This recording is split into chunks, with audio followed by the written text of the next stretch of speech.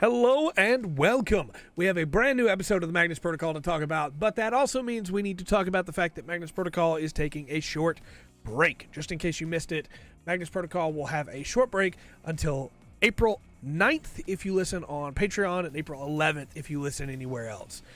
That doesn't mean we're going to just forget about Magnus until then. Obviously, I want to stay focused on what's going on with Magnus Protocol, so I have a couple Magnus videos that will be coming out in the interim. The first one is one that is on the fears themselves. I never made one of those videos. I always meant to go back and make one of those videos, and this is the perfect opportunity to talk about Smirks 13 and the original fears from the Magnus archives. And then the next episode will be going back over this 10 episode span that we had, and it'll be like a big catch-all, but it'll be talking about the individual fears that we've seen in it, not just what use the fears have had so far, but also in the new ones that we might have seen. There's a lot of really fun stuff to talk about there, and I'm really excited for that. And then, of course, at some point coming up soon, I want to put out that ARG video, but as I said before, I don't want to ever take somebody else's work and try to present it as my own, so I'm rewriting everything that I find and doing a lot of the footwork myself to try and make sure that, it's my understanding that I'm talking about and not just taking somebody else's work and saying, yeah, this is what it means, right? So give me a little bit more patience on that. I know it's taking a little while, but I'm very excited to get that project done. And I've got some extra time to work on it now, because we're not going to have any Magnus Protocol episodes for a couple weeks. Anyway, let's talk about this episode. Episode 10, Saturday Night.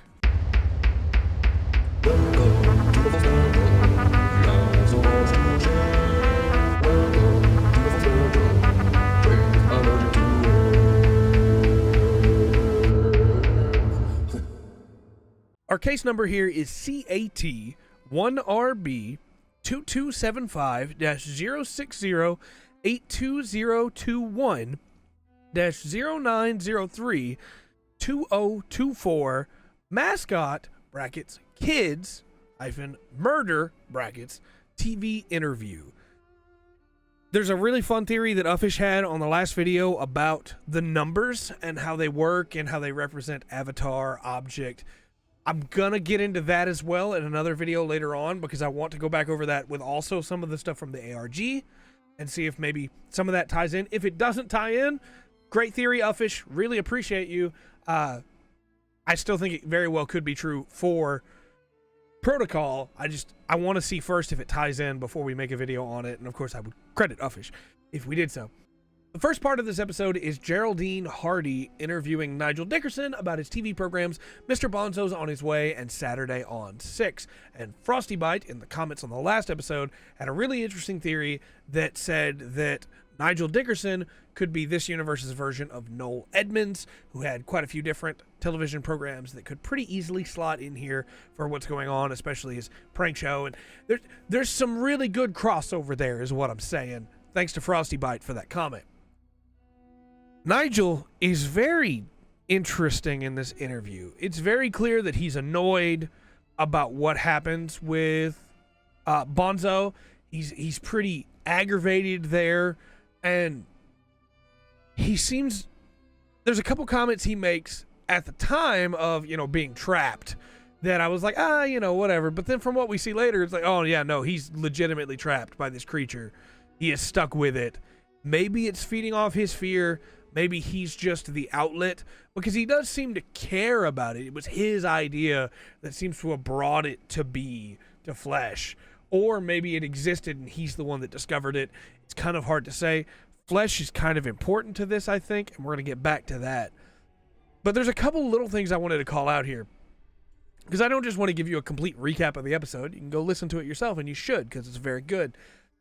But the award that they gave out were berries, right? A golden trophy buried. So they would say they buried you. You got buried, which is interesting verbiage because of the buried.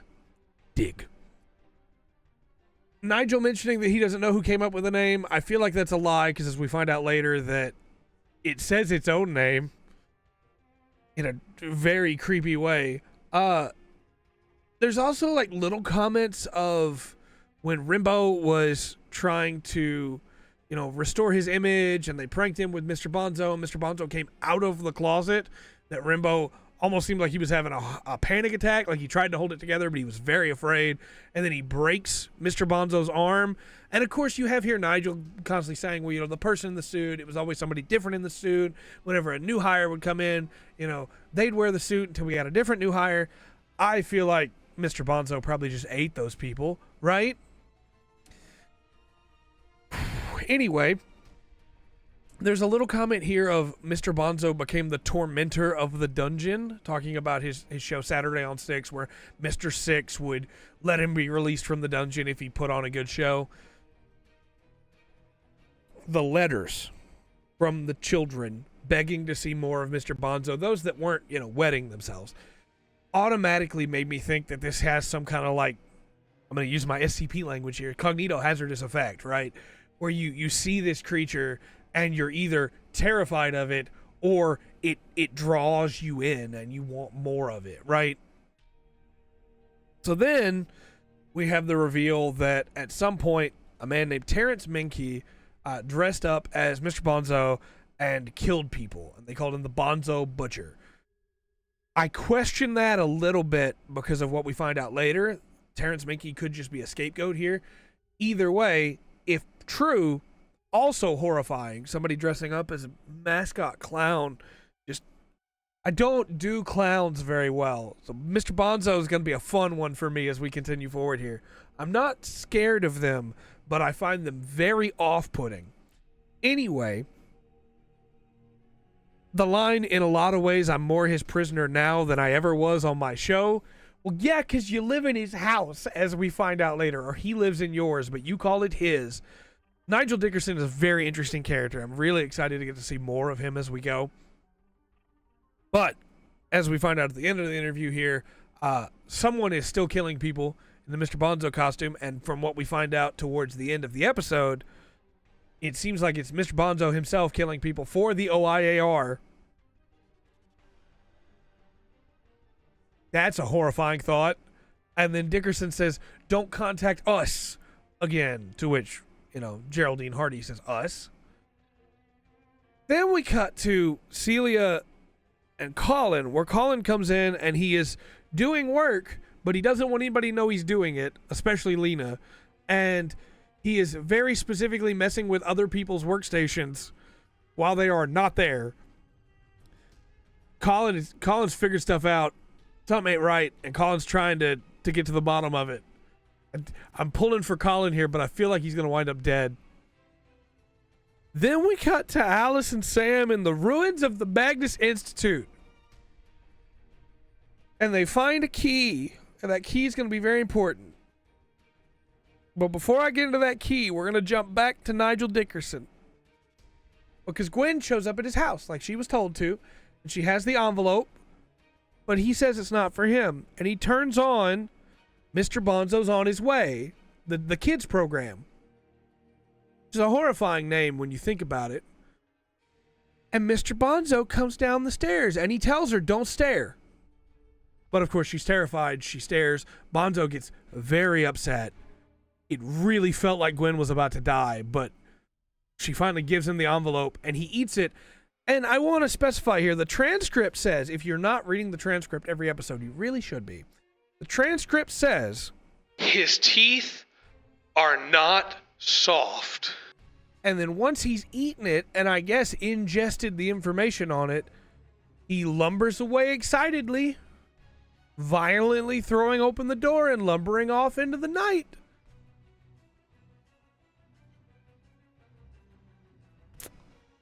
Yeah, that's terrifying. That is absolutely terrifying. This is a clown costume that is not a costume. He is alive. And he could be the stranger. He could be an avatar of the stranger. He could be an avatar of the flesh, right? He could be legitimately just the fear of clowns, because we have Mr. Needles. Or he could be a mix of the stranger and the flesh in together there. But either way, he's terrifying. And Nigel tells her to tell the people, "You're welcome," again. And man, I thought the episode was already like overwhelming enough there, but then we get back to the Institute, the ruins of the Institute. Sam nearly falls into a hole and he drops the key when he does. Him and Alice have a real heart-to-heart. She calls him a baby shrimp. It's very adorable. I very much want these two to survive. I'm terrified that Alice is going to die, but I very much want Alice to make it out of this. I love Alice. It's just a really genuine little moment there. And Sam loses the key in the hole, right? They find Archie's office. The nameplate says Archie. Almost positive that is archivist, right? So this would have been John's office. There are worm tracks that have survived the fire.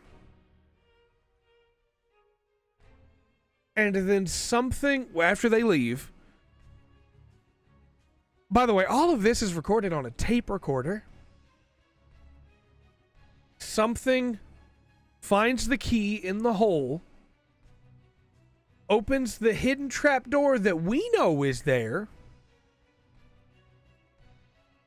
works its way out, and when it gets out, as it's breathing in a sound that sounds like many voices breathing, the Magnus Archives violin plays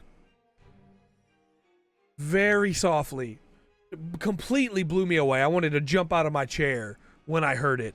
There's also like the sound of multiple voices talking when it is trying to breathe, and then it takes in a big shuddering breath, and it's free. And the transcript calls this creature Error, whoever this is. Error. There are so many things this could be. Is it the not them? But I thought the I killed the not them, but the not them had that multiple voice thing going on. Is it, who else would be locked down there? Is it this universe's version of Jürgen Leitner? Did he escape? But if so, why all the extra voices? Is he a creature now? Is it John and Martin fused together? Is it one of the eye creatures that was seen in the library? There's so much, right? There is so much. And I want to be reading all of the theories that people have on Reddit and on Twitter and on all the other places, but I can't because the episode's not out publicly yet. Whew. It's a lot. It's a lot. There's so much. Okay, so it was wonderful to hear a tape recorder again. Absolutely loved that. The worm tracks and the fact that they survived the fire makes me question if the fire this time, I say this time, if there wasn't a fire specifically to kill the worms, or if there is a Jane Prentice style creature that was locked away down there and the fire was an attempt to kill it, but it survived. Did this universe's version of Gertrude succeed in burning down the archives where the other version of Gertrude did not? I don't know. I legitimately don't know. I say Gertrude succeed. Gertrude wasn't trying to set the archives on fire originally.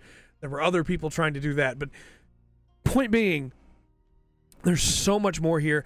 And Sam questioning why the archives didn't choose him. Why he failed the program. Why he wasn't good enough. That's the desire that's pushing him forward. That's what he needs to know. We haven't seen Celia's desire yet. Why exactly she needs to know. I feel like I know. I feel like it's because it's Celia. But we have Sam's now, and we have Alice just trying to hold him together, right? Just trying to keep him going. Mr. Bonzo's on the loose. He could be anywhere. Killing somebody. And now something else is loose, too. So I'm really curious. Who do you think Error is? What fear do you think is working on Mr. Bonzo, or what do you think he's an avatar of? And which one of these two do you think is our main villain for this season? Do you think it's Mr. Bonzo, or do you think it is Error? Because there is just as much chance that this is like John and Martin fused, or that this is the Not Them or Jürgen Leitner. that it's Elias, Jonah, Magnus, right? I still firmly believe, like, my theory, it's not my original theory, but like my theory is JMJ is John Martin, Jonah, not Mona. And this is some aspect of something else that was kept in the archives. Whether it's going to be not them, or whether it is going to be something else. I'm currently leaning on like a avatar of the corruption. And that's what this is. But who knows? What if deep down under the archives they trapped the spiral? I'm really interested in hearing your thoughts. And I know this is kind of a short episode compared to some of the others, but I really don't feel like we have a lot more to talk about here because it's just a lot of questions. We got some good information, some very terrifying stuff, but it's not really much. There's so much to theorize on, but the theories just continue some of the theories I already had, right? Of the fears are combining and fracturing as they do. They're melding together, but fracturing off. So now we have specifically the fear of clowns, which is coulrophobia. I had to look it up because I could not remember. Coulrophobia.